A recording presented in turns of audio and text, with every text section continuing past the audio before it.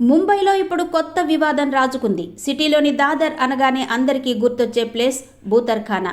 వివరంగా చెప్పాలంటే పర్యాటకులు, ముంబై వాసులు పావురాలకు దాణా పెట్టే స్థలం. అయితే ఇప్పుడు బూతర్ఖానాని మూసివేశారు.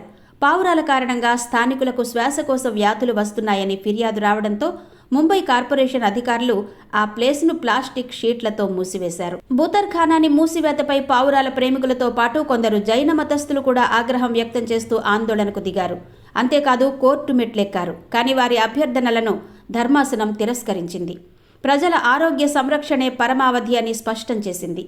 అయినప్పటికీ కొందరు ప్లాస్టిక్ షీట్లను తొలగించి పావురాలకి ఆహారం అందించడంతో వారిపై పోలీసులు కేసు నమోదు చేశారు. కేసుల నమోదుతో పావురాల ప్రేమికులు ఆగ్రహం రెట్టింపైంది. ఈ నెల 13 నుంచి నిరాహార దీక్షలు చేపడతామని జైన సన్యాసి నీలేష్ చంద్ర విజయ్ హెచ్చరిస్తున్నారు. మరి ముఖ్యంగా పావురాలకి ఆహారం వేయటం జైన సంప్రదాయమని అతను చెబుతున్నారు.